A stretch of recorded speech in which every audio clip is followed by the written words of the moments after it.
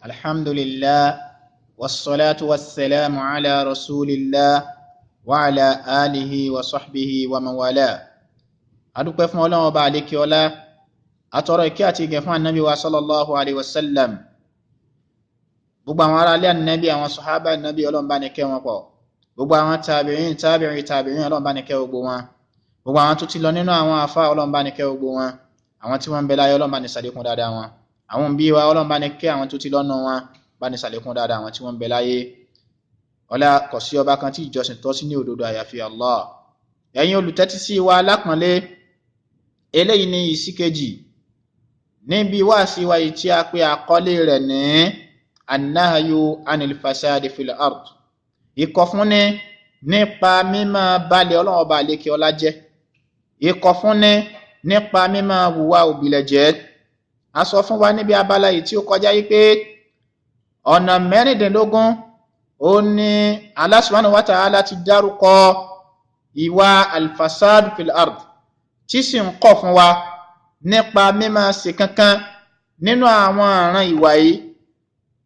Eléyìí wá ní àwọn àyà tí a wà máa mú wá báyìí nípa àwọn àyàt, àwọn oníranran àyà tí Allah subhanahu wa ta'ala dákọ lóníranran àwọn súrà tí fi ń kọ̀ fún wa nípa pé àníṣẹ́ a gbọ́dọ̀ máa hùwà tí ó máa bayé jẹ́ lẹ́yìn tí òun Allah ti tún ṣe fún wa.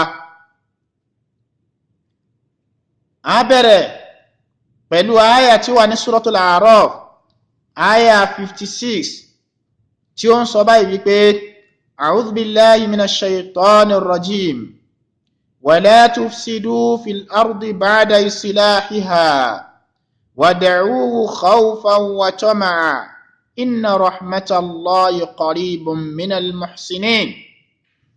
Allah subhanahu wa ta'ala ń sọ fún wa nínú àyà wípé wala tufsidu fil ard, ẹ má ṣe ìwà àbàjẹ́ sórílẹ̀, ẹ má balẹ̀ Ọlọ́run Ọba àlékè ọlá jẹ́.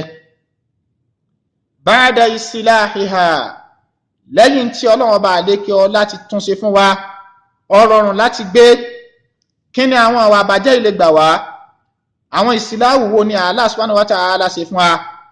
Eléyìí ni àwọn àfáà wa onítafsir ni wọ́n fi ń sọ fún wa nínú àyà yìí wípé ẹ̀rí túmọ̀ gbólóyìn wípé wala tufsidu fil ardi ba'da islahiha. Alákọ̀ọ́kọ́ ni pé wala tufsidu fiha bil kufur, ẹ má balẹ̀ Ọlọ́run Ọba àlékè ọlá jẹ́ pẹ̀lú wa kèfèrí, àìmọ́ fi ìjọsìn fún Allah àti ìjọsìn tọ́ sí, ẹ má fi bayé jẹ́. Torí pẹ̀lú eléyìí ẹ máa mú gbogbo ọjọ́ jogún ìbẹ̀rù Ọlọ́run Ọba àlékè ọlá, ẹ máa jẹ́ kí Ọlọ́run kó bínú sáwùjọ ni. Ẹ má fi ìwà ìmoore sí Ọlọ́run, ẹ má fi balẹ̀ ayé jẹ́. Ba'da islahiha bit-ta'a, lẹ́yìn tí Allah subhanahu wa ta'ala tó ti ṣe islahul ard, tó ti tún ṣe fún wa bil iman, pẹ̀lú pé ká ní ìgbàgbọ́ sóhun. A jẹ́ pé túnmọ̀ eléyìí tí ń sọ fún wa ni pé ẹ má jẹ́ á fi ìwà kèfèrí ká fi bayé jẹ́. Ìwà tí Allah ń fẹ́ lọ́dọ̀ wa ó ní ìwà ìnígbàgbọ́ nínú Ọlọ́run. A jẹ́ pé tó bá nígbàgbọ́ nínú Ọlọ́run, àwọn ìwà dáadáa ni ó wà lọ́wọ́ rẹ̀, ìṣesí rẹ̀ ni ó jẹ́. Ọ̀rọ̀ rẹ̀ ò ní tako tí ń bẹ nínú Al-Qur'ani, kò ní tako tí Ànábì sallallahu alaihi wasallam jíṣẹ́ rẹ̀ fún wa. Eléyìí ni àwọn àfáà ń júwe sí nínú àyà wípé wala tufsidu fil ardi ba'da islahiha. Pé túmọ̀ rẹ̀ nù. Ọ̀rọ̀ kejì tí àyà yìí ń dálé lórí ẹ̀wẹ̀ ó ní pé wala tufsidu fil ardi bizulm ba'da islahiha bil adl. Ọlọ́run Ọba àlékè ọlá gbálérò pé ẹ má balẹ̀ ohun Ọlọ́run Ọba àlékè ọlá jẹ́ bizulm, nítorí pé ẹ máa ṣe àbòsí látara ẹ máa ṣe àbòsí. Nínú hadisi kudusi tí Ànábì sallallahu alaihi wasallam tó gbà wá fún wa wípé wọ́n sọ báyìí wípé inni haramtu dhulma ala nafsi wa ja'altuhu bainakum muharrama fala tadhalamu. Allah subhanahu wa ta'ala ń sọ fún wa níbẹ̀ yìí pé èmi Ọlọ́run ṣe àbòsí ṣíṣe, mo ṣe léèwọ̀ fún ẹ̀mí ara mi.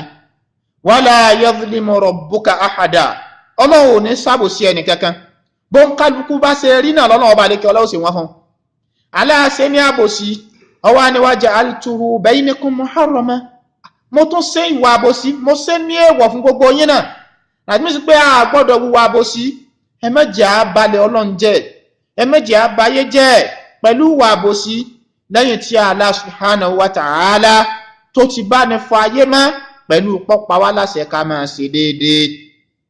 Ìtumọ̀ kẹta ẹ̀wẹ̀ ó ní wípé ẹ má bà ilẹ̀ Ọlọ́run ọba àlékè ọlá jẹ́ ẹ má jẹ́ abayé jẹ́ bil ma'siyah pẹ̀lú àwọn ọ̀wọ̀ ẹ̀ṣẹ̀ oníranran ọ̀wọ̀ ẹ̀ṣẹ̀ tí ń bẹ lọ́wọ́ gbogbo wa ẹ jẹ́ ká fi sílẹ̀ ẹ jẹ́ àtúbà nú ẹ̀ ẹ má jẹ́ abayé jẹ́ ẹ má jẹ́ àdálẹ̀ Ọlọ́run ọba rú pẹ̀lú ìyapa Ọlọ́run lẹ́yìn tí Allah subhanahu wa ta'ala ti tún ṣe pẹ̀lú ìpàṣẹ ìtẹ̀láṣẹ Ọlọ́run àti tòjíṣẹ́ rẹ̀. Ọlọ́run ọba àlékè ọlá jẹ́ ó yá nínú ọ̀pọ̀ nínú ayé al-Qur'an al-Karim wípé ati'u Allaha wa ati'u ar-rasul ẹ tẹ̀láṣẹ Ọlọ́run ẹ tẹ̀láṣẹ tòjíṣẹ́ rẹ̀. Eléyìí ni tí Allah mú wá láti wá fi bá ní tún ayé ṣe. Ìwà àmọ́ṣe eléyìí ìwà ẹ̀ṣẹ̀ ni ó máa jẹ́ léyìí tí ó máa dayérú. Ẹlẹ́ẹ̀kẹrin ẹ̀wẹ̀ ó ní wípé ẹ má wúwa ẹ má yapa Ọlọ́run kọ́nà ọba àlékè Ọlọ́run má ká òjò ńlẹ̀ kí gbogbo ohun tí ń jẹ́ alharf nǹkan ọ̀gbìn wa kọ́mọ bá wa máa parẹ́ kó jóná mórí ebè. ẹ jẹ́ jáwọ́ pọ̀ nbí eléyìí torí pé Ọlọ́run ọba àlékè ọlá ìní ń sọ òjò kalẹ̀ fún wa tí sì ń bá ní ṣẹlẹ̀ ẹ̀wẹ̀ ní ilẹ̀ wa ní nǹkan tí ń hu nǹkan rẹ̀ tí àwa náà sì ń jẹ nǹkan rẹ̀ táàrin nǹkan rí mú jáde ń bẹ̀. Ìwà ẹ̀ṣẹ̀ yìí ó lè ṣe sábàbí kí Allah subhanahu wa ta'ala kó má jẹ́ kójú ọ̀rọ̀ bójú bá tiẹ̀ wá rọ̀ kó tún gbé gbogbo nǹkan tí a gbìn kó tún gbé lọ bó bá tiẹ̀ wá tiẹ̀ rọ̀ tó ṣe gbogbo ẹ̀ náà kó mọ́ mú èsì rẹ̀ jáde fún wa kọ́nà ọba àlékè ọlá kó là wá kúrò nù ìbínú rẹ̀. Jàmá eléyìí ni ìwà yìí tí àyà yìí ń kọ̀ fún wa wípé wala tufsidu fil ardi ba'da islahiha. Ẹlẹ́ẹ̀karùn ẹ̀wẹ̀ ó ní wípé la tufsidu fiha ẹ má balẹ̀ Ọlọ́run ọba àlékè ọlá jẹ́ bi qatlil mu'min ay an-nafsul ma'suma ẹ̀mí tí Ọlọ́run ọba àlékè ọlá dáàbò bò pa àgbọ́dọ̀ pa àmọ́ gbọ́dọ̀ pa mélòó láti panu ayé tá a wà yìí ẹrú sí Ọlọ́run mélòó láti rán lọ́rùn lórí àwọn ẹ̀ṣẹ̀ tí ó ṣẹ̀ rárá tí ó mọ kankan bẹ́ẹ̀ eléyìí ìwà eléyìí ìwò òbílẹ̀ jẹ́ ni lẹ́yìn tí Allah subhanahu wa ta'ala tó ti tún ilé ayé ṣe bíbá kọ́ ìhà wípé ká fi ẹni tí ó kọ̀ lẹ́tọ̀ọ́ sí pípa kájọ́ gbáyé ẹwà àwùjọ wa gbogbo ẹni tó jẹ̀bi ikú ẹni ń ṣayé ẹni tí ó jẹ̀bi ikú òun ló ti lọ yìí gbogbo eléyìí náà ìwà àbàjẹ́ ni tí àyà yìí ń kọ̀ fún wa.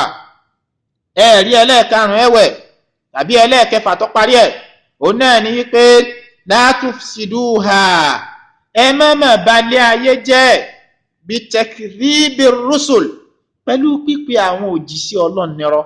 Allahu akbar Allahu akbar rahimallahu al-ulama.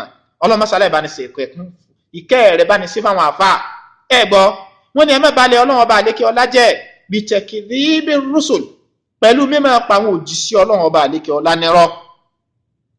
Báwo lèyàn ṣe ń pe àwọn òjíṣẹ́ Ọlọ́run ọba àlékè ọlá nírọ́? In tí wọ́n wá sọ kémi àti yán máa ṣe ìdàkejì ẹ̀. In tí wọ́n wá sọ sẹ́ tí wọ́n mú wá sáyé ká máa sọ ìdàkejì ẹ̀. Ànábì Ìsá alayhi salam wọ́n wá pèpè sáyé wípé ẹ̀sìn Ọlọ́run ọba ọ̀kan oṣo ìwọ ń pe mẹ́ta. Ànábì wa sallallahu alayhi wa sallam àwọn náà jíṣẹ́ fún wa lórí bọ́lọ̀ ọba àlékè ọlá ti rí ìtàn ni a máa ṣe ìtọ́lọ́ ń ṣe lẹ́tọ̀ ìtọ́lọ́ ń ṣe léèwọ̀ ẹ gbọ́ ọ̀tọ̀ ni tí wọ́n wá ń ṣe ìmọ̀ ṣe ń tọ́ta kó nǹkan tí wọ́n jíṣẹ́ rẹ̀ fún wa yẹn òun ni wọ́n ń pè ní takdhibir rusul ìmọ̀ pé àwọn òjíṣẹ́ Ọlọ́run nírọ́ ẹ gbọ́ eléyìí ni àyà àkọ́kọ́ tí Allah ti ń sọ fẹ́mi àti wípé wala tufsidu fil ard ba'da islahiha ẹ má balẹ̀ Ọlọ́run ọba àlékè ọlá jẹ́ lẹ́yìn tọ́lọ́run ọba àlékè ọlá ti tún ṣe bil wahyi pẹ̀lú kọ́sọ̀ wá àyíkalẹ̀ ọ̀rọ̀ àwọn òjíṣẹ́ wa bá wa inshallah rahman a máa tẹ̀síwájú lórí àwọn àyátì tí a sọ yìí subhana rabbika rabbil izzati amma yasifun wassalamu ala al-mursalin walhamdulillahi rabbil alamin.